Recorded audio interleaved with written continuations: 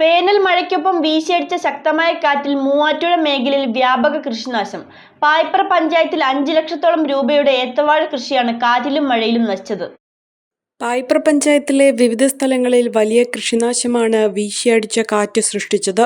1500ഓളം ഏത്തവാഴകളാണ് കക്കടാശ്ശേരി പടിഞ്ഞാറേച്ചാലിൽ അഷ്റഫിന് നഷ്ടമായത്.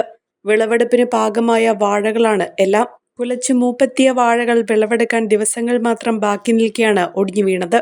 പായിപ്ര 4-ാം വാർഡിൽ താമസിക്കുന്ന അലിയാരിനും വ്യാപകമായ കൃഷിനാശമുണ്ടായിട്ടുണ്ട്. അലിയാരിന്റെയും ഏത്തവാഴ കൃഷിക്കാണ് നാശനഷ്ടമുണ്ടായത്.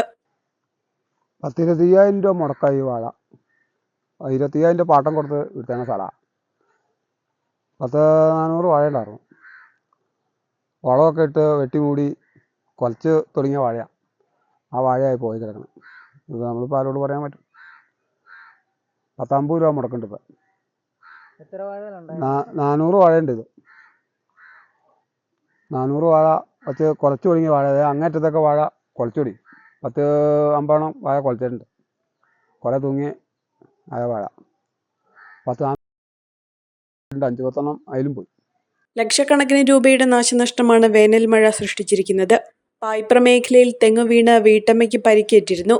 പായിപ്ര EB ജംഗ്ഷന് സമീപം താമസിക്കുന്ന ഭീമ റഹീമിനാണ് പരിക്കേറ്റത്. ഇവരുടെ വീടിന് മുകളിലേക്ക് തെങ്ങ് വീഴുകയും മേൽക്കൂരയിലുണ്ടായിരുന്ന ഓട് ഭീമയുടെ തലയിൽ പതിച്ചുമാണ് പരിക്കേറ്റത്. ഓടിക്കൂടിയ നാട്ടുകാർ ഭീമയെ ആശുപത്രിയിൽ എത്തിക്കുകയും ചെയ്തു.